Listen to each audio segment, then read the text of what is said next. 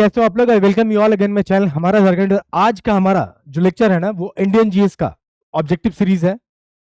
खास कर जेपीएससी और सीडीपीओ की जो लोग तैयारी कर रहे हैं उनके पीटी के लिए बहुत ही हेल्पफुल साबित होने वाला है। वैसे सारे एग्जाम्स में काम आएगा क्योंकि इंडियन जीएस तो सीजीएल में भी है और आपको चाहे कांस्टेबल हो चाहे सब में पढ़ना है। पर ये स्पेशली मैं जो सीरीज लाया हूँ इंडियन जीएस का, ये बेसिकली सीडीपी और जेपीएससी पीटी के को देखते हुए लाया हूँ। तो उसमें मॉडर्न हिस्ट्री का हम पहला लेक्चर स्टार्ट कर रहे हैं। वहाँ के ऑब्जेक्टिव्स को हम देखने वाले हैं और एक एक ऑब्जेक्टिव के ऑप्शंस को भी हम डिस्कस करेंगे जैसा कि मैं पढ़ाता हूँ। ठीक है, जैसा मेरी पढ़ाने की शैली है। तो जो लोग चैनल पर नए हो चैनल से जुड़ जाओ। हमारा झारखंड चैनल है और एप्लीकेशन हमारा हमारा झारखंड है। और जो लोग भी जेपीएससी के कोर्स पे जुड़ना चाहते हो हमसे, वो जेपीएससी प्रीलिम्स प्लस मेंस का फुल कोर्स अवेलेबल है। मेंस का भी अलग से है, पीटी का भी अलग से है और झारखंड राज्य विशेष भी है। ये भी आप देख सकते हो, यहाँ भी आप ऐड हो सकते हो। और ये एक ब्रह्मास्त्र बैच है जिसको स्पेशली मैं कैरी कर रहा हूँ जेपीएससी वालों के लिए। जेपीएससी वाले जो लोग पीटी के लिए चिंतित है क्वेश्चंस का प्रैक्टिस कैसे होगा, ठीक है, उनका रिवीजन के लिए। तो ये 600+ क्वेश्चन है जिसमें से लगभग 1500 से 2000 क्वेश्चन झारखंड के होंगे और 4000 question Indian GS static GK और जनरल साइंस होंगे। तो लगभग 6000 प्लस ही लगभग 7000 क्वेश्चन इसमें जाएगा। ठीक है, और ये जेपीएससी खोटा जो ऑप्शन लेने वाले हैं उसके लिए है। और करंट अफेयर चूंकि सीडीपी और जेपीएससी दोनों में इंपॉर्टेंट रोल प्ले करता है, झारखंड करंट अफेयर और इंडियन करंट अफेयर दोनों से काफी क्वेश्चन आते हैं। तो ये कोर्स जो है उनके लिए बहुत ही हेल्पफुल साबित होगा।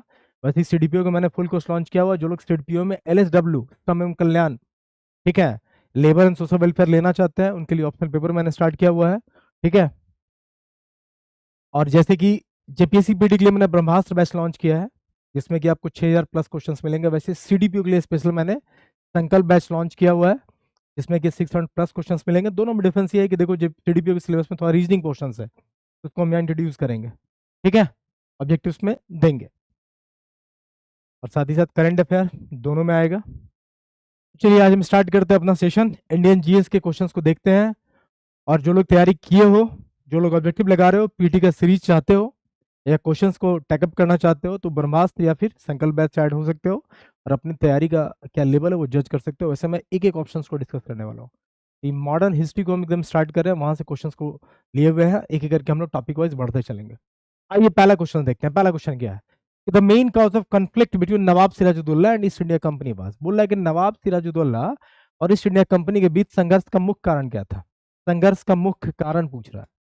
देखो संघर्ष का मुख्य कारण क्या, तो ऑप्शंस देखते हैं। ऑप्शन क्या क्या? The British oppose the succession of Sirajuddaula, the British misuse the dastak, the British attack the French settlement of Chandernagore in Bengal, Bengal होगा, चंद्रनगर होगा, the incident of black hole had occurred. हम सबको डिस्कस करेंगे एक एक करके।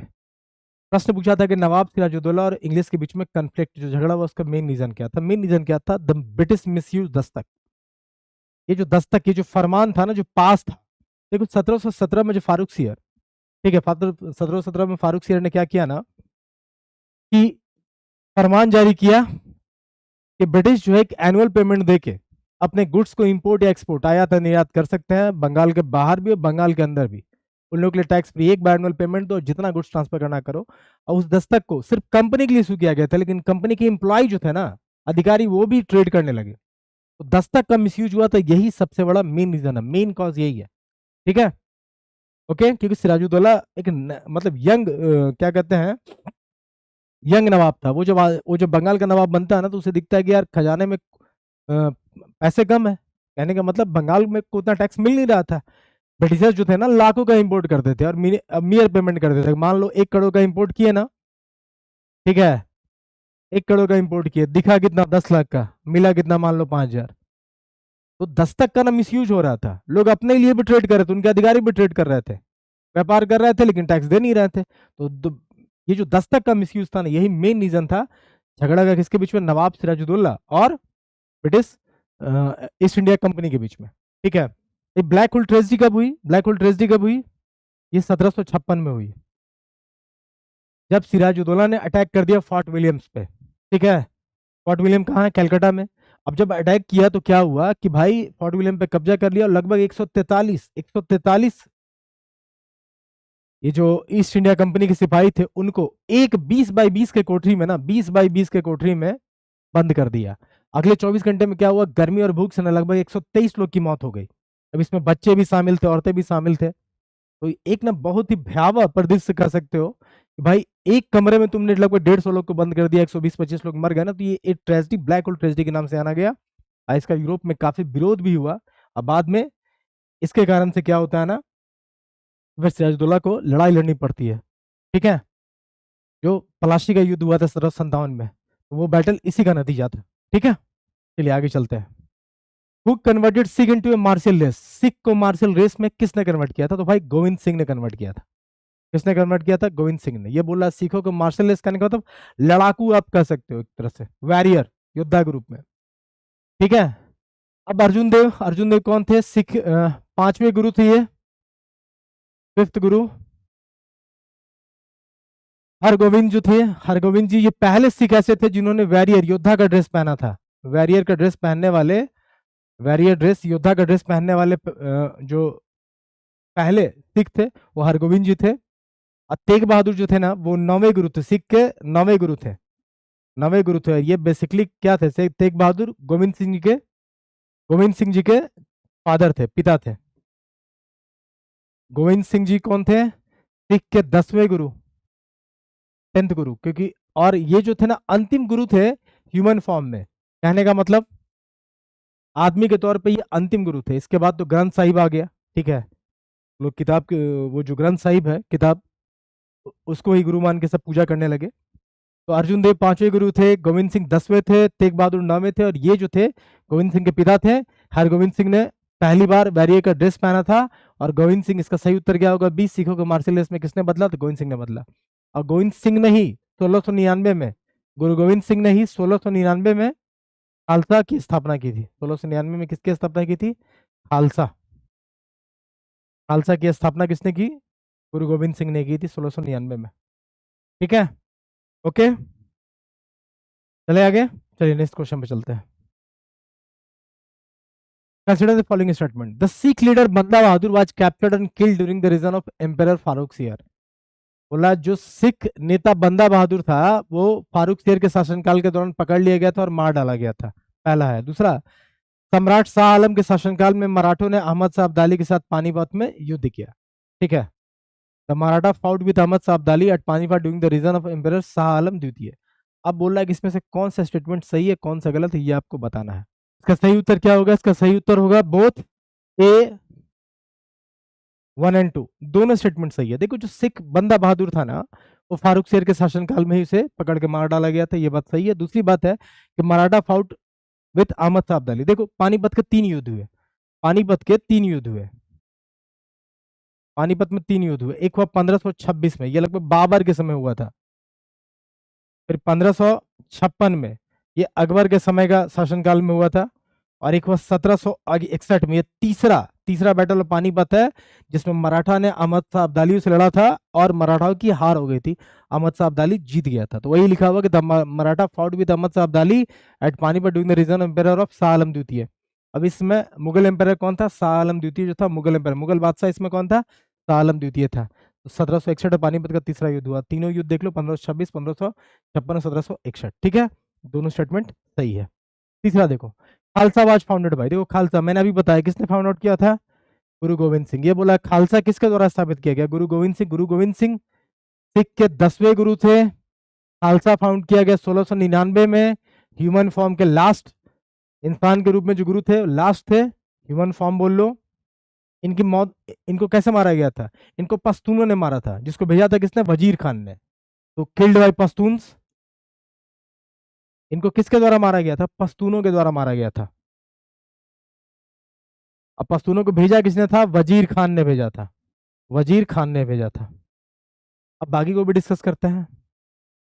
ठीक है, देखो गुरु नानक पहले गुरु थे, फर्स्ट गुरु। गुरु अर्जुन देव सिख के 5वें गुरु थे, 5th गुरु। गुरु रामदास, ये गुरु रामदास वही हैं जिन्होंने अमृतसर शहर बसाया था, जिन्होंने अमृतसर शहर बसाया था। अमृतसर, अमृतसर शहर सर इन्होंने ही बसाया था। लिख लो, चलो फिर आगे चलते हैं। ठीक है,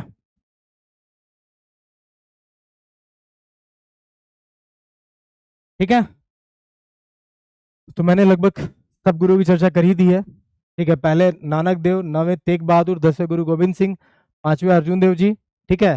गुरु रामदास ने अमृतसर शहर बसाया। इनको किसने मारा? Killed by Jahangir. जहांगीर के शासनकाल में इनको मरवा दिया गया था। जहांगीर के शासनकाल में गुरु रामदास को मरवा दिया गया था, ठीक है। सॉरी, अर्जुन देव को, ये इनका है। अर्जुन देव जी को जहांगीर के शासनकाल में मार दिया गया था, ठीक है। इनका बस अमृतसर शहर याद रखिए, इतना काफी है, ठीक है। पांचवा, the successor of Maharaja Ranjit Singh was. Maharaja Ranjit Singh के उत्तराधिकारी थे। देखो, Maharaja Ranjit Singh, pillar of Sikh empire कहते हैं ना, जो सिख एम्पायर था। देखो, ब्रिटिश जो है ना, सिख को एनेक्स कैसे किए? दो एंग्लो सिख वार हुए, टू एंग्लो सिख वार। मतलब अंग्रेज और सिख के बीच में दो लड़ाई हुई। एक हुई 45-46 में, और एक हुई 46 से 49 में। 1845 और 1869 46 से, सॉरी 48-49 में। ये पहला था एंग्लो सिख वार, ये दूसरा था एंग्लो सिख वार। तो भाई ब्रिटिशर्स ने पंजाब पे कब्जा करने के लिए, या कहो तो पूरा सिखों पे कब्जा करने के लिए, जो सिख एम्पायर था, साम्राज्य था, उस पर दो युद्ध लड़के कब्जा किया था। पहला युद्ध हुआ था 45-46 में, दूसरा हुआ था 48-49 में। और 49 के बाद पंजाब जो था ना, पंजाब पूरा कंट्रोल में था ब्रिटिश एम्पायर के। पंजाब जो था फुल कंट्रोल में था। अब रंजीत सिंह जो थे ना, एक कहो तो पिलर ऑफ सिख एम्पायर थे, pillar of Sikh empire, Sikh साम्राज्य का सबसे स्ट्रॉन्गेस्ट, ठीक है। शेरे पंजाब भी इनको कहा जाता है, इन्हीं को शेरे पंजाब भी कहते हैं, शेरे पंजाब भी इनको कहा जाता है, ओके। तो इनके सक्सेसर, अब अच्छा, रंजीत सिंह की मृत्यु कब हुई? 1839 में इनकी मृत्यु हो गई थी। जब तक ये जिंदा थे तब तक तो सारे सिख के जो चीफ थे ना, वो सब आपस में भाई दबे हुए थे या रुके हुए थे। ये बैलेंस, ये जो है ना, बैलेंस मेंटेन कर रहे थे सिख एम्पायर में जितने भी चीफ थे। लेकिन इनके मरने के बाद आपस में ही पावर का स्ट्रगल होता है भाई। लोग जो है अपनी क्या कहते हैं, अपना वर्चस्व स्थापित करने में रहते हैं। अंग्रेज भी इसका फायदा उठाते हैं। तो दो सिखों के साथ युद्ध होता है। पहला युद्ध 45-46 में होता है, दूसरा 48-49 में होता है। 49 के बाद पंजाब पूरा कंट्रोल में चला आता है। और इनके जो सक्सेसर है, उत्तराधिकार जो थे, ये खड़क सिंह है। सही उत्तर क्या होगा? खड़क सिंह, ओके। चलिए छठा क्वेश्चन चलते हैं। Who was the last independent Nawab of Bengal? Bengal का लास्ट इंडिपेंडेंट नवाब पूछा है, मतलब बंगाल का अंतिम स्वतंत्र नवाब कौन था? देखो, बंगाल का अंतिम स्वतंत्र नवाब था भाई सिराजुद्दौला। ठीक है, सिराजुद्दौला जो बैटल ऑफ पलाशी हार जाता है, उसके बाद फिर जो भी मीर जाफर बना, फिर मीर कासिम बना, ये सब क्या थे? पपेट थे ब्रिटिश सरकार के, अंग्रेज सरकार के, सब पपेट थे, सब उन्हीं के हाथ में थे। तो लास्ट जो अंतिम स्वतंत्र नवाब था सिराजुद्दौला था। पहला कौन था? पहला स्वतंत्र नवाब कौन था? मुर्शिद कुली खान, ठीक है, मुर्शिद कुली खान, ठीक है। तो पहला हो गया मुर्शिद कुली खान, और लास्ट हो गया सिराजुद्दौला। इसको आप याद रखिएगा। बाकी मीर जाफर, मीर कासिम, ये सब जितने थे ना, ये सब पपेट थे ब्रिटिश सरकार के। पपेट मतलब क्या होता है? कठपुतली। सब ब्रिटिश सरकार के इशारों पे ही नवाब बने, और उन्हीं का कहा मानते थे। स्वतंत्र नवाब जो था वो सिराजुद्दौला था। सिराजुद्दौला के बारे में याद रखो, ब्लैक होल ट्रेजरी इसने करी थी, जो 1756 में हुआ था। 1757 में पलासी का युद्ध लड़ा, बैटल ऑफ पलासी, पलासी का युद्ध, और हार जाता है, ठीक है। और युद्ध जो है ये हार जाता है अंग्रेजों से, ओके। सातवां देखो, the ruler of which one of the following state was removed from power by the British on the pretext of misgovernance. ये बोल रहा है कि निम्नलिखित में से किस राज्य के शासक को अंग्रेजों ने कुशासन के बहाने सत्ता से हटा दिया? कुशासन के बहाने सत्ता से हटा दिया, किस राज्य के शासक को? देखो, अवध, झांसी, नागपुर, सतारा। देखो, कुशासन के बहाने हटाने वाला जो स्टेट था वो अवध था। कौन था? अवध था। इसको कुशासन के बहाने बोल के हटा दिया। देखो, डॉक्ट्राइन ऑफ लैप्स की जो पॉलिसी आई थी, डॉक्ट्राइन ऑफ लैप्स किसने लगवाया था? लॉर्ड डलहौजी ने। लॉर्ड डलहौजी ने जो पॉलिसी लाया था, डॉक्ट्राइन ऑफ लैप्स, ये क्या था कि अगर किसी भी राजा का, डॉक्ट्राइन ऑफ लैप्स किसने लगाया था? लॉर्ड डलहौजी ने लगाया था। इस पॉलिसी के हिसाब से अगर किसी भी राजा का उत्तराधिकारी नहीं है ना, तो उसका राज जो है वो ब्रिटिश के पास चला जाएगा, समझे? तो आप नया सक्सेसर नहीं बना सकते हो। तो ये जो हड़प नीति के सिद्धांत था ना, डॉक्ट्राइन ऑफ लैप्स, ये क्या था? हड़प नीति का सिद्धांत था ये। तो हड़प नीति का सिद्धांत भी कहते हैं, नीति का सिद्धांत भी कहते हैं। ये हड़प नीति के सिद्धांत से बहुत सारे स्टेट को एनेक्स किया गया था। अंग्रेजों ने बहुत सारे राज्य को ना अपने कब्जे में ले लिया था। जैसे जैसे मैं बता रहा हूँ, इसको भी याद रखना, इससे क्वेश्चन पूछा जाता है। ये जो डॉक्ट्राइन ऑफ लैप्स है, हड़प नीति के सिद्धांत के हिसाब से पहला जो स्टेट था वो सतारा ही था। पहला, फर्स्ट, याद रखना। अगर आपसे पूछ ले कि डॉक्ट्राइन ऑफ लैप्स पॉलिसी, हड़प नीति के सिद्धांत से जो पहला राज्य जिसको कब्जे में लिया गया वो था सतारा। सतारा के अलावा देखो, सतारा के अलावा था झांसी, नागपुर, संबलपुर, उदयपुर, ठीक है। और इसके अलावा और भी एक दो था, इंपॉर्टेंट नहीं है, जो इंपॉर्टेंट था मैंने दे दिया। सतारा, झांसी, नागपुर, संबलपुर, उदयपुर, ठीक है। तो ये सब आपके जो थे वैसे स्टेट थे जिसको एनेक्स किया गया था डॉक्ट्राइन पॉलिसी हड़प नीति के सिद्धांत पे। देखो, अवध, अवध को कुशासन के नाम पे हटा दिया था। और इसी में हटाने के बाद क्या हुआ कि 1857 में जो विद्रोह होता है ना, तो इनकी जो बेगम थी, बेगम हजरत महल, वो जो है ना स्वतंत्रता संग्राम में पार्टिसिपेट करती है। तो बेगम हजरत महल याद रखना, बेगम हजरत महल, बेगम हजरत महल, ठीक है, जो अवध की थी वो 1857 के स्वतंत्रता संग्राम में पार्टिसिपेट की थी, ठीक है। तो इतना याद रखना, ओके। अब देखो, in India the first bank to limited liability managed by Indian and founded in 1881। बोला कि भारत में भारतीय द्वारा प्रबंधित सीमित देयता और 1881 में स्थापित पहला बैंक। सीमित देयता अगर पूछेगा ना तो सीधे औध, औध कमर्शियल बैंक, जो भारतीयों के द्वारा मैनेज किया जाता था लेकिन सीमित देय में। अगर आपसे सीमित देय न दे और ऐसे बोले कि सीधा बैंक जो भारतीय के द्वारा मैनेज किया जाता था, तो हो जाएगा पीएनबी, इसमें कि सारे के सारे ऑल इंडियंस थे। तो याद रखना, अगर सीमित दे तो औध कमर्शियल बैंक, इसको अवध कमर्शियल बैंक भी कहते हैं। और अगर नहीं दे सीमित दे, लिमिटेड लिएबिलिटी नहीं दे, तो सीधे हो जाएगा पीएनबी। कौन हो जाएगा? पीएनबी, पंजाब नेशनल बैंक वो था जिसको जो सब भारतीयों के द्वारा मैनेज किया जाता था, ओके। आइए क्वेश्चन नंबर 10 देखते हैं। 10 क्या बोल रहा है?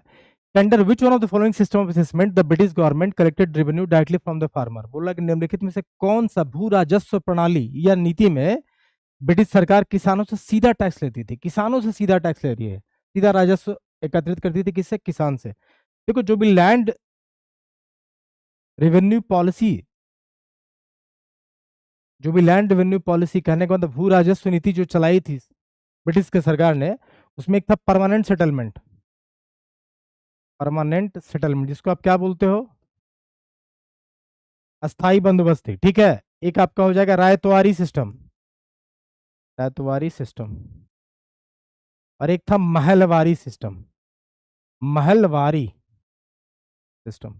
आइए मैं तीनों को डिस्कस करता हूं, ध्यान दीजिएगा। देखो, परमानेंट सेटलमेंट कब लॉन्च हुआ, कब आया? 1793 में। कौन लाया था? कॉर्नवालिस। इसके पीछे आइडिया किसका था? जॉन सोर का आइडिया था, जॉन सोर का आइडिया था, ठीक है। इसमें डायरेक्टली टैक्स किससे लिया जाता था? जमींदार से लिया जाता था। किससे? जमींदार से लिया जाता था। रायतवारी कब आया? 1820 में। लाए कौन? सर मुनरो, थॉमस मुनरो, ठीक है। ये साउथ इंडिया में इंट्रोड्यूस हुआ था, साउथ इंडिया में इंट्रोड्यूस हुआ था, पहले बॉम्बे, फिर मद्रास, ऐसे, ठीक है। इसमें टैक्स किससे लिया जाता था? फार्मर से, डायरेक्टली फार्मर से, किसान देते हैं, ठीक है। ये कहाँ का? बंगाल में परमानेंट सेटलमेंट, बिहार में और उड़ीसा में इसको लगाया गया था। ये साउथ इंडिया में लगाया गया था। अब महलवारी सिस्टम आया 1833 में। कौन लाया? Holts Mackenzie. कौन लाया? हॉल्ट्स मैकेंजी, ठीक है। इसमें महलवारी, ठीक है। देखो, राइट का मतलब क्या होता है? कल्टीवेटर, जो उगाता है। महलवारी, इसमें group of village,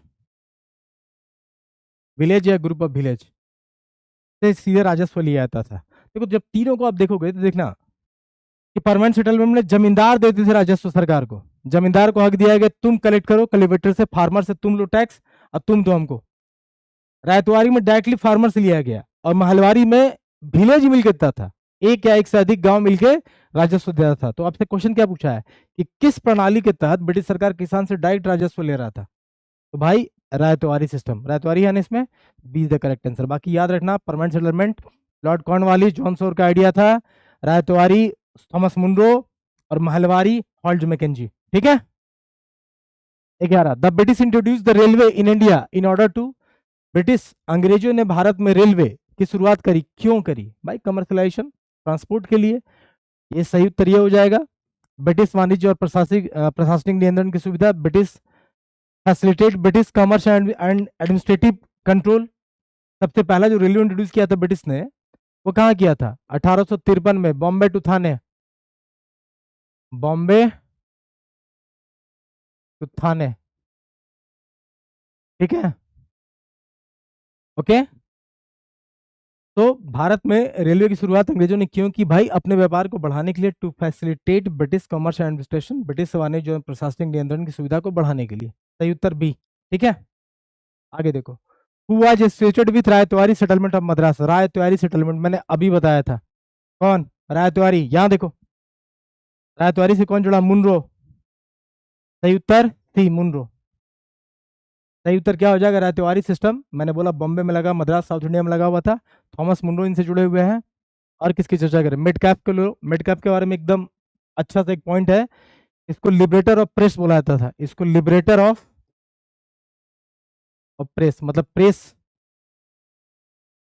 printing press, liberator of printing press भी कह सकते हो। प्रेस की आजादी के लिए मिड कैप जिम्मेदार है। ठीक है, जो प्रतिबंध प्रेस पे लगे हुए थे, भाई कुछ भी नहीं छापना है, जो वर्नाकुलर प्रेस एक्ट था, बहुत सारे लोकल न्यूज़पेपर को नहीं निकलने दिया था, तो कुछ प्रेस को आजादी मेटकाफ ने दी थी। इसको बोला था liberator of the printing press बोल लो या प्रेस बोल लो, मेटकाफ याद रखना।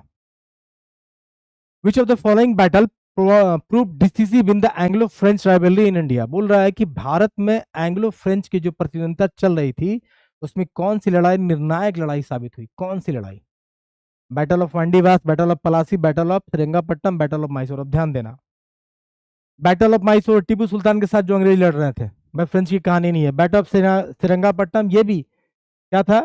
जो थर्ड एंग्लो मैसूर युद्ध हुआ था, मैसूर जो जहां पे हैदर अली और उसका बेटा टीपू सुल्तान रूल करते थे, तो ये दोनों बैटल तो भाई टीपू सुल्तान और हैदर अली जुड़ा हुआ है। बैटल ऑफ पलासी सिराजुद्दौला 1757 में लड़ा था, ठीक है, क्योंकि हार गया था किससे? अंग्रेज से, जो ब्लैक होल ट्रेजेडी के बाद हुआ। मैंने बताया ना कि 1756 में ब्लैक होल ट्रेजेडी हुआ था, जो 20/20 के कोठरी में 150 लोगों को भर दिया गया था। उसका 1757 में क्या हुआ भाई? बैटल ऑफ पलासी हुआ। बैटल ऑफ श्रीरंगापट्टनम जो हुआ, ये किसके के बीच हुआ तुम्हारा?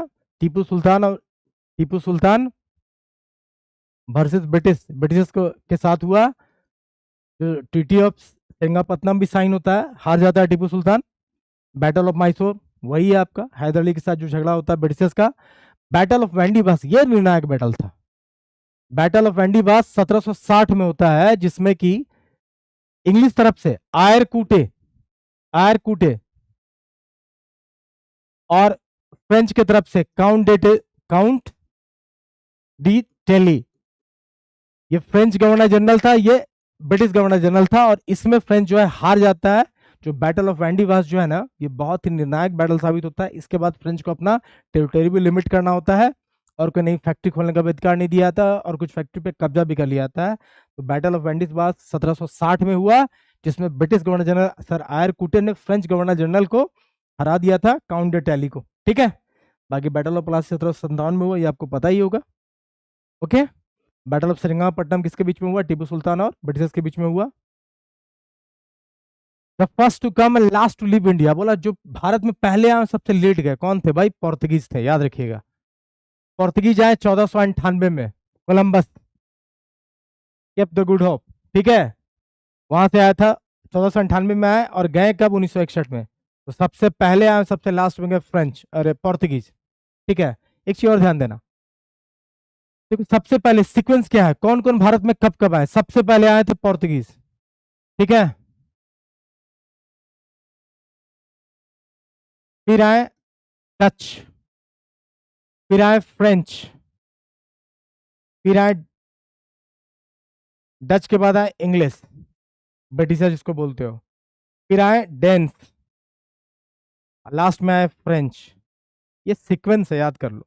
ये सीक्वेंस है, इसको तो आप चाहो तो याद कर लो। सबसे पहले आए पोर्तुगीज, दूसरा आया डच, तीसरा है इंग्लिश, चौथा है डेंस, अब पांचवा है फ्रेंच। इसको लिख लो। और पोर्तुगीज जो है सबसे पहले आए और सबसे लास्ट गए। ठीक है, सबसे पहले आओ और सबसे लास्ट में गए, कि गोवा को हमने लगभग 1961 में ही तो आजाद कराया है। ठीक है, इसको लिखो, ये बहुत इंपॉर्टेंट है।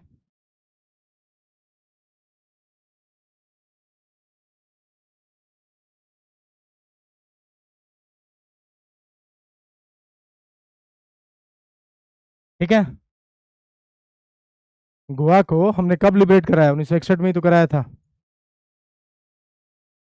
ओके, 15।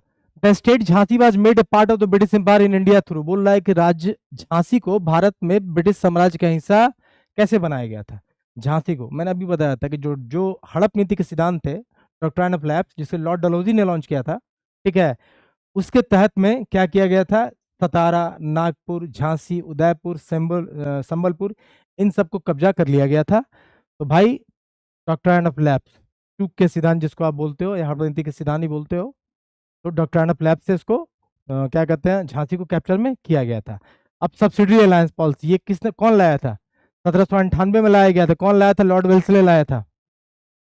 वेल्सले लाया था। ठीक है, war against Rani Laxmibai, none of the above. ठीक है, इसके बारे में एक पॉइंट लिख लो। 1798 में सहायक गठबंधन की नीति आई थी, ठीक है, आप सब्सिडी अलायंस बोलते हो, और किसी से कौन लाया था? लॉर्ड वेल्सले लाया था। ठीक है, चलो मैच करना। Lord Clive, Lord Wellesley, Lord Dalhousie, Lord Curzon. अब ध्यान दो, लॉर्ड क्लाइव वही व्यक्ति है जिसने ड्यूअल गवर्नमेंट बंगाल में लगाया था। ड्यूअल गवर्नमेंट कब लगा था? 1765 से 72 तक के दौर में ड्यूअल गवर्नमेंट। तो जो बंगाल में ड्यूअल गवर्नमेंट का कॉन्सेप्ट था, ठीक है, दोहरी शासन प्रणाली कॉन्सेप्ट कौन लाया था? लॉर्ड क्लाइव लाया था। यहाँ लिखा होगा, देखो, बंगाल में दोहरी सरकार, तो लॉर्ड क्लाइव तो भाई चले गए ड्यूअल गवर्नमेंट के साथ। ए का 4। लॉर्ड वेल्सले मैंने अभी बताया। लॉर्ड वेल्सले कौन है? जिसने सब्सिडी अलायंस, सहायक गठबंधन की जो नीति थी वो लाई थी। तो बी हो गया 1 के साथ, ए हो गया 4 के साथ, बी हो गया 1 के साथ। Lord Dalhousie, Lord Dalhousie doctrine of lapse, देखो यहाँ लिखा होगा, सी का 3। और लॉर्ड कर्जन, लॉर्ड कर्जन लाए थे इंडियन यूनिवर्सिटी एक्ट। ये कब आया था? 1904 में आया था। ठीक है, लॉर्ड कर्जन जिम्मेदार, लॉर्ड कर्जन बंगाल के पार्टीशन के लिए भी जिम्मेदार है, जो 1905 में हुआ था, वो भी याद रखिएगा। तो यहाँ डी का हो जाएगा 2। देखो तो कोई ऑप्शन मैच कर रहा है? 4132, 4132, B is the correct answer. ठीक है,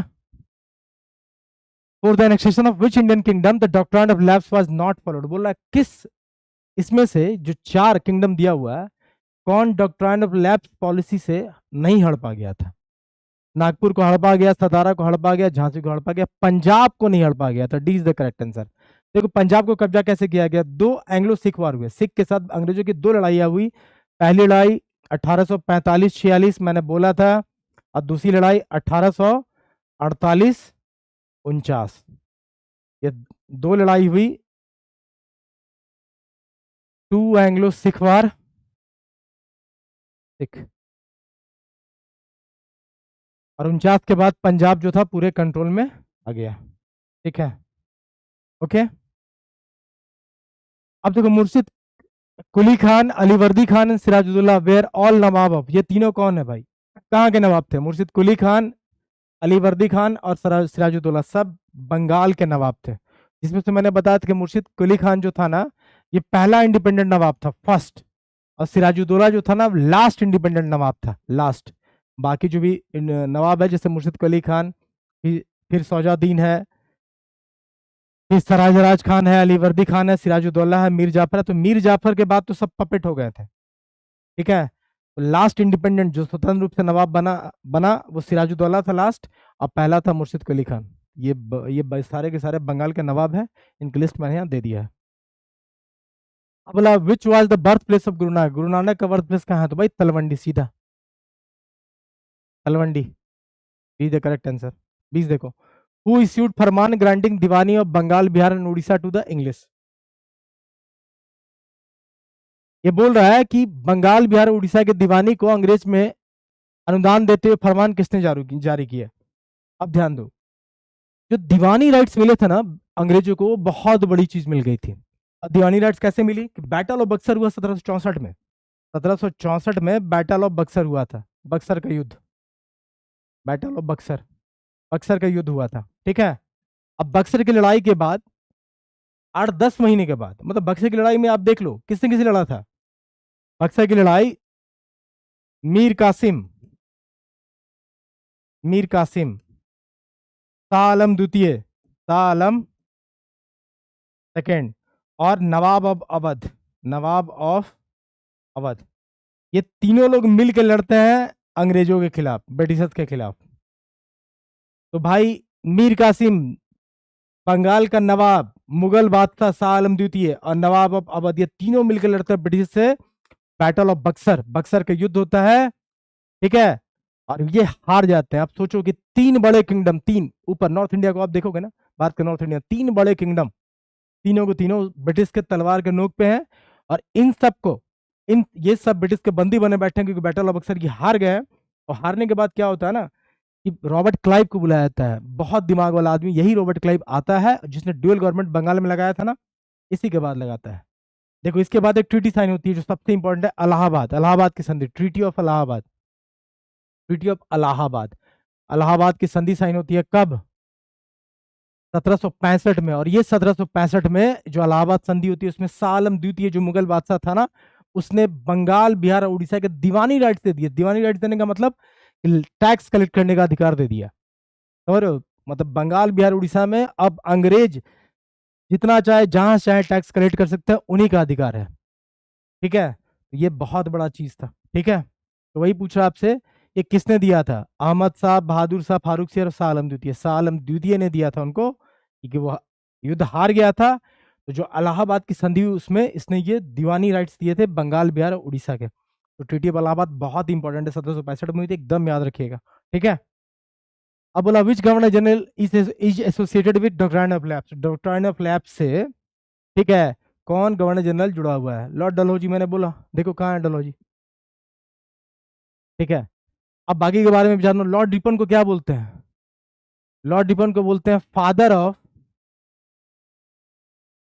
local self government, self government, स्थानीय सुशासन के जनक या पिता किसको बोलते हैं? लॉर्ड रिपन को बोलते हैं। लॉर्ड डलहौजी तो भाई डॉक्ट्राइन ऑफ लैप्स, ठीक है।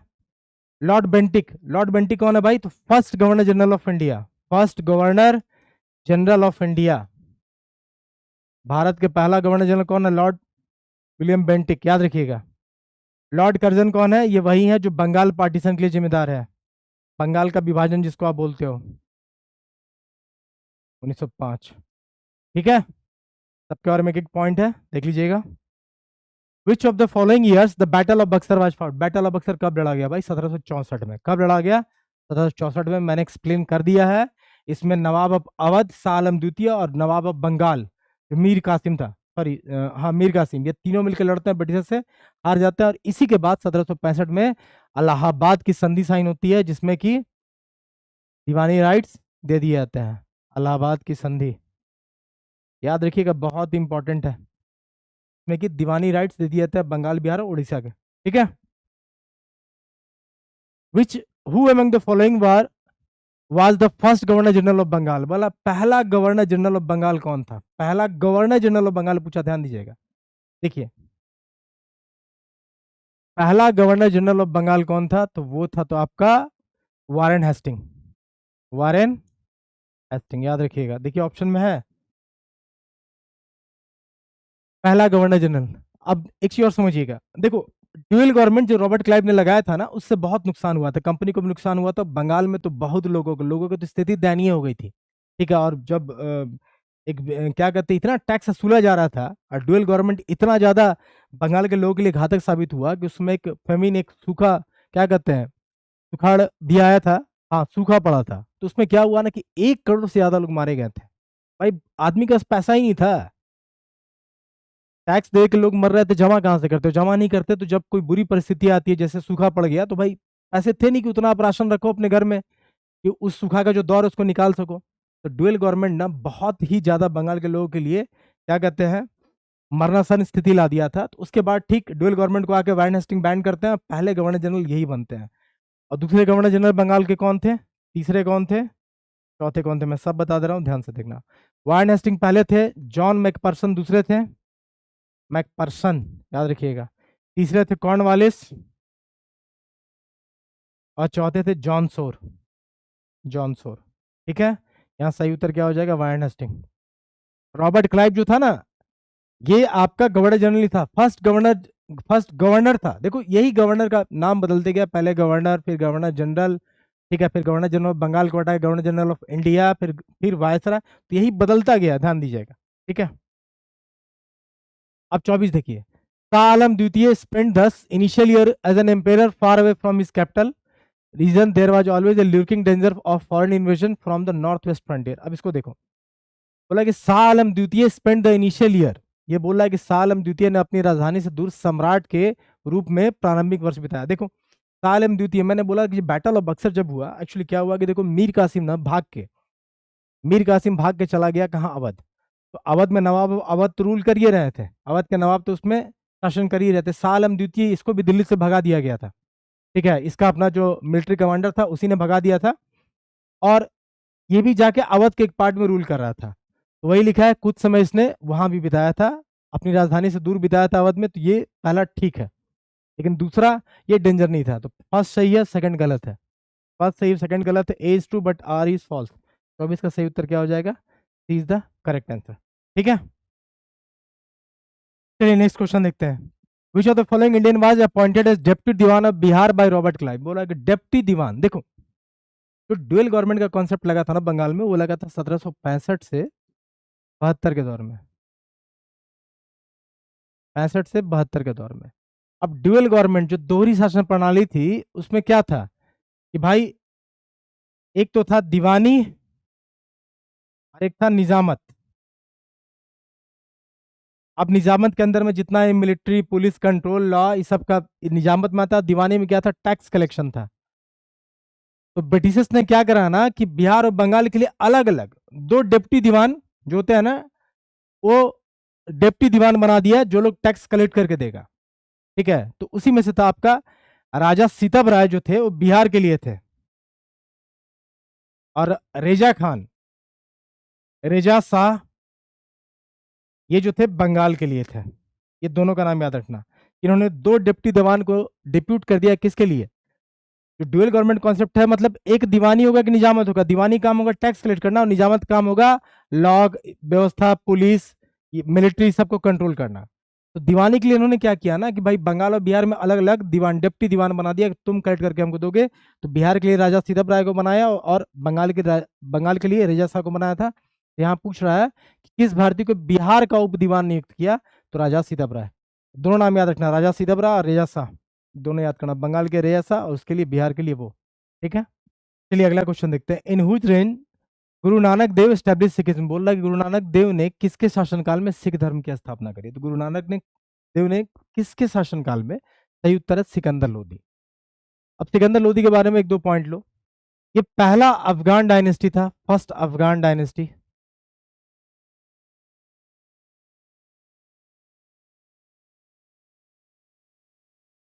दूसरा, किसने गजे सिकंदरी बनाया था।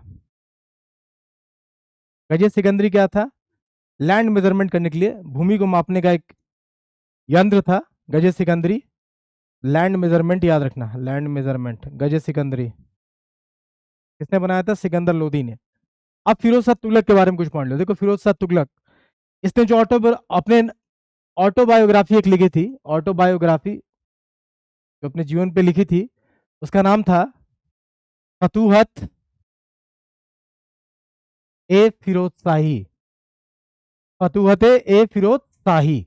ठीक है, और दीवाने बंदगन भी आपको देखने को मिलता।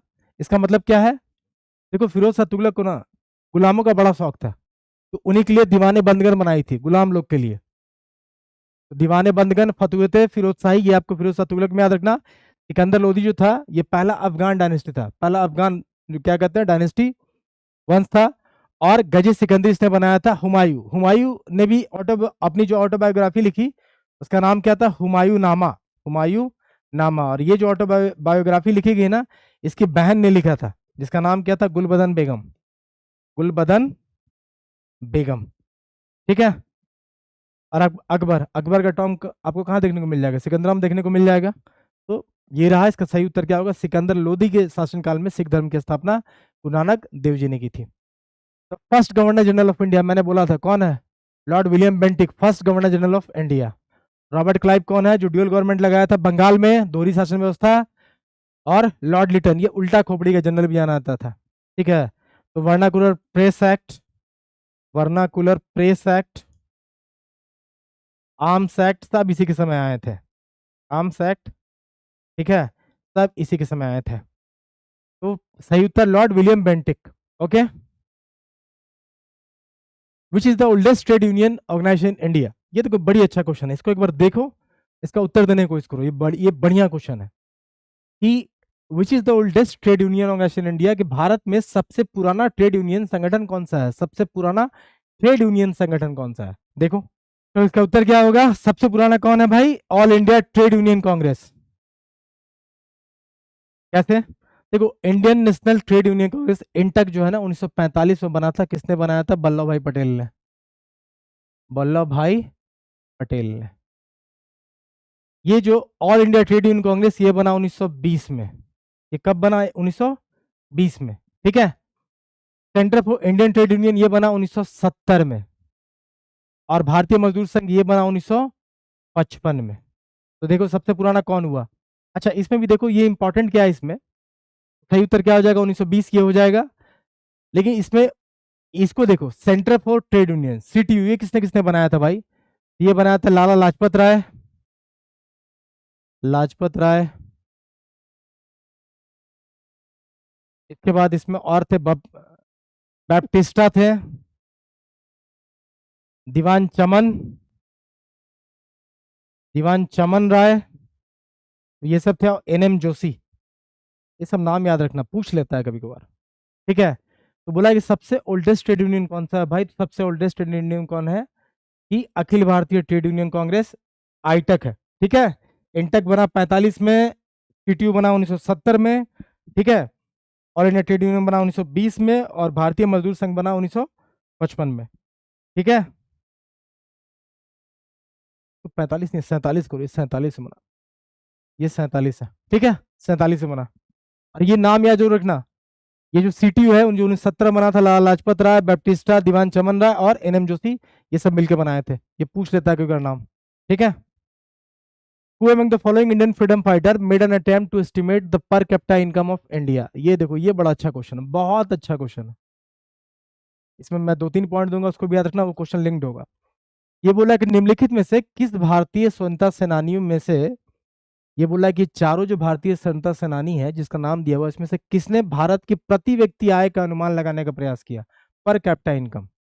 गोपाल कृष्ण गोखले, फिरोज शाह मेहता, सुरेंद्र नाथ बनर्जी और दादा भाई नेहरू जी। अब ध्यान देना, देखो, जो ब्रिटिश इकोनॉमिक हिस्ट्री रहा, ब्रिटिश इकोनॉमिक पॉलिसी रहा ना, उस पर कुछ कुछ लोगों ने लिखने का प्रयत्न किया, जिसमें से दादा भाई नेहरू जी ने 1880 में अपने एक किताब में लिखा, इसका नाम था पॉवर्टी, याद रखना इसको, poverty and un British rule, un British rule in India. ठीक है। दादा भाई नेहरू जी ने एक किताब लिखी जिसका नाम क्या था कि poverty and un British rule in India. इसी में इन्होंने पर कैपिटा इनकम निकालने का जिक्र किया है। तो ये भाई दादा भाई नेहरू जी किताब, इसको याद रखना, सही उत्तर हो जाएगा डी। ठीक है, सही उत्तर क्या हो जाएगा? डी। अब देखो, सुरेंद्रनाथ बनर्जी, फिरोज शाह मेहता और गोपाल कृष्ण गोखले, तीनों को चर्चा करते हैं। देखो, गोपाल कृष्ण गोखले जो है ना, इनको गांधी जी का पॉलिटिकल गुरु कहा जाता था। गांधी जी के राजनीतिक गुरु कौन थे? तो गोपाल कृष्ण गोखले थे। तो political political Guru of Gandhi ji, Gandhi ji के राजनीतिक गुरु थे गोपाल कृष्ण गोखले, याद रखना। फिरोज शाह मेहता भी इंडियन नेशनल कांग्रेस से जुड़े हुए थे। सुरेंद्र नाथ बनर्जी, अब देखो, सुरेंद्र नाथ बनर्जी और इन्होंने इंडियन सोसाइटी की स्थापना करी थी। इन्होंने क्या किया? सुरेंद्र नाथ बनर्जी ने आनंद मोहन बोस के साथ में क्या किया था? इंडियन सोसाइटी का स्थापना किया था। सुरेंद्र नाथ बनर्जी और आनंद मोहन बोस के साथ मिलके इंडियन सोसाइटी की स्थापना करी थी, ये भी याद रखिएगा। तो सुरेंद्र नाथ बनर्जी और आनंद मोहन बोस, ये दोनों मिलकर इंडियन सोसाइटी भारतीय समाज की स्थापना करते हैं। दादा भाई नौरोजी की किताब 1880 में poverty and un British rule in India आया था, इसी में पर कैपिटा इनकम का जिक्र था, तो सही उत्तर डी हो जाएगा। गोपाल कृष्ण गोखले कौन थे? तो भाई गांधी जी के राजनीतिक गुरु के रूप में, पॉलिटिकल गुरु के रूप में जाने जाते हैं। ठीक है, अब देखो, permanent settlement was a feature of, अस्थायी निपटान की एक विशेषता थी जमींदारी प्रणाली। ठीक है, सही उत्तर क्या हो जाएगा? ए। चलिए देखते हैं, ये बोला कि निम्नलिखित में से कौन सी संधियों ने पेशवा बाजीराव द्वितीय के स्वतंत्र अस्तित्व को समाप्त कर दिया? बोला कौन सा संधि पेशवा जी ने साइन किया, उनका जो स्वतंत्र अस्तित्व वो खत्म हो गया। सही उत्तर इसका क्या है? ट्रीटी ऑफ बसीन है। देखो हुआ क्या था कि जब रघुनाथ राव ने वहां के यंग पेशवा को मार दिया, और मारने के बाद क्या किया, बॉम्बे प्रेसिडेंसी चला आता है और ट्रीटी ऑफ सूरत साइन करता है कि भाई हमको पेशवा बना दो, हम तुमको आज जो मुंबई है, अब बसी है, बसई है जो मुंबई में, ठीक है, वो दे देंगे। तो सालसेट और बसई उसमें बोला जाता था, बसीन और सालसेट ये दोनों दे देंगे। लेकिन उसके खिलाफ में क्या होता है कि 1776 में जब कॉर्नवालिस को पता चलता है, कलकत्ता में जो कलकत्ता प्रेसिडेंसी है, वो आता है, वो साइन करता है treaty of Purandar. Treaty of Purandar sign करता है नाना फडणवीस के साथ कि भाई ऐसा नहीं होगा। ट्रीटी ऑफ बसीन कब साइन होता है? 1802 में साइन होता है। और ऐसा कहा था ना कि ये death nail of Maratha confederacy. देखो क्या होता है ना, मराठा क्या था कि उनका एक कॉन्फेडरेसी था, ठीक है, कि भाई होलकर, सिंधिया, ठीक है, इसके अलावा आपका होलकर हो गया, सिंधिया हो गया, पेशवा हो गया, इन सब का मिल के जो था ना, क्या था, एक तरह कॉन्फेडरेसी, एक संघ था। तो कहा जाता है कि ट्रीटी ऑफ बसीन जो साइन हुआ ना, ये डेथ नेल था, डेथ नेल, ठीक है, death nail of Maratha confederacy.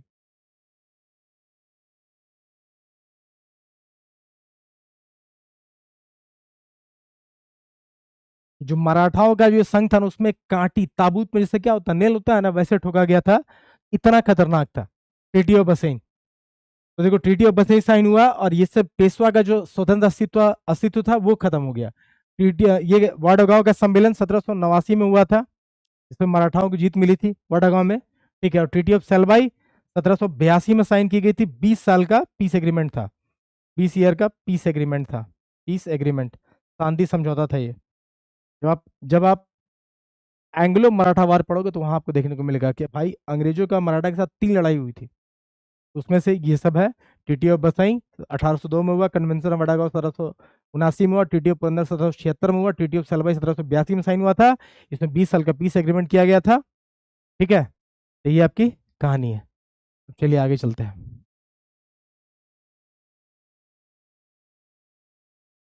बोल रहा है कि what was the reason of ground for the British empire to annex Sambalpur in 1850? बस संबलपुर को एनेक्स करने का क्या क्या रीजन था? संबलपुर को अपदस्त करने के लिए ब्रिटिश साम्राज्य के लिए जमीन का कारण क्या था? देखो सिंपल सा बात है, death of its ruler without an heir. Sambalpur को एनेक्स किया डॉक्टर ऑफ लैब्स के साथ, क्यों? क्योंकि भाई उसका जो किंग था, ठीक है, वो मर गया था, उसका जो रूलर था, शासक था, वो मर गया था, और उसका कोई उत्तराधिकारी नहीं था। तो वो सब बोल के हड़प नीति के सिद्धांत पे उसको कब्जा कर लिया। तो सही उत्तर क्या हो जाएगा? बी हो जाएगा। तो 33 देखते हैं, who among the following use the phrase un British to criticize the English colonial control of India? बोला कि निम्नलिखित में से किस भारत के अंग्रेजी औपनिवेशक नियंत्रण की आलोचना करने के लिए अन ब्रिटिश वाक्यांश का इस्तेमाल किया गया? भाई ब्रिटिश को आलोचना करने के लिए अन ब्रिटिश ये जो वाक्यांश था किसने दिया था? तो मैंने आपको बताया कि 1880 में दादा भाई नौरोजी ने किताब लिखी थी poverty and un British rule in India, तो उसी में से अन ब्रिटिश शब्द आया है। सही उत्तर क्या हो जाएगा? दादा भाई नौरोजी, ठीक है। बदरुद्दीन तैयबजी के बारे में याद रखो, ये फर्स्ट मुस्लिम चेयरपर्सन थे, ये फर्स्ट मुस्लिम चेयरपर्सन थे किसके? इंडियन नेशनल कांग्रेस के, of INC, Indian national Congress, ठीक है। Who among the following viceroy became a victim of one of the convict during his visit to the Andaman? बोला अंडमान की यात्रा के दौरान निम्नलिखित में से कौन सा वायसराय विक्टिम मतलब क्या, मतलब शिकार बन गया? तो सही उत्तर होगा मायो। ये अंडमान निकोबार जेल में किसी अफगान ने इसे मार दिया था, ठीक है। सही उत्तर क्या होगा? मायो। The British government intervened in the affair of the company and passed an act in 1773 known as, 1773 में कौन सा एक्ट पास हुआ था? रेगुलेटिंग एक्ट, विनियमन अधिनियम। सही उत्तर क्या है? ए। पिट्स इंडिया एक्ट कब आया? 1784 में, ठीक है, विलियम पिट लाए थे इसको, ठीक है। Which governor general had entertained Ranjit Singh with great honour at Ropar? किस गवर्नर जनरल ने रोपर में बड़े सम्मान के साथ रंजीत सिंह का मनोरंजन किया था? किस गवर्नर जनरल ने? William Bentinck. कब हुआ था? 1831 में। और सतलज नदी के किनारे। सतलज नदी के किनारे। ठीक है, के किनारे।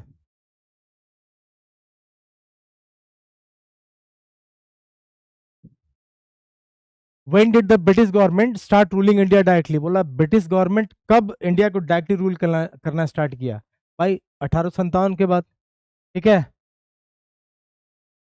तो after the battle of Plassey, after the battle of Panipat, after the war of Mysore, British सरकार ने भारत पर सीधे शासन का चुनाव किया आफ्टर सिपाही मुठनी, सिपाही विद्रोह के बाद। सही उत्तर डी हो जाएगा, सिपाही मुठनी के बाद। ठीक है, डायरेक्टली कंट्रोल करने लगा। चलिए 38 देखते हैं। विच one of the following was not a French settlement in India? French settlement in India मतलब भाई भारत में फ्रेंच का गढ़ कहाँ कहाँ नहीं था? पुडुचेरी में था, माहे में था, चंद्रनगर में था, करिकल में भी था, गोवा में नहीं था। Goa is the correct answer. सही उत्तर क्या हो जाएगा? ये गोवा में नहीं था, यहाँ पोर्तुगीज का गढ़ था। ठीक है, Hyder Ali was defeated at Porto Novo by which British general? बोल रहा है कि हैदर अली को पोर्टो नोवो में किस ब्रिटिश जनरल ने हराया था? हैदर अली को भाई सर आयरकुटे ने हराया था। हैदर अली, मैसूर। ठीक है, एंग्लो मैसूर युद्ध। The founder of autonomous kingdom of Awadh was? बोला अवध के स्वायत्त साम्राज्य के संस्थापक कौन थे? तो भाई सदाए खान बुरहान उल मुल्क। ठीक है, सही उत्तर क्या हो जाएगा? बी। ठीक है, तो यहाँ पे हमारा आज का ये सेशन खत्म होता है। ये 40 क्वेश्चंस का सेट था। ऐसे ही आपको नेक्स्ट सीरीज में मिलेगा। तो जो लोग भी जेपीएससी पीटी या सीडीपीओ की तैयारी कर रहे हो और अगर हमारा ब्रह्मास्त्र या संकल्प सीरीज से जुड़ना चाहते हो ताकि आपकी पीटी की तैयारी अच्छी हो जाए, आपको क्वेश्चंस का अच्छा कलेक्शन का सेट मिले, तो आप हमारे कोर्स को परचेज कर सकते हो। और साथ ही साथ जेपीएससी सीडीपीओ के फुल कोर्स भी चल रहे हैं, आप उसमें भी जुड़ सकते हो। ठीक है, तो मिलते हैं।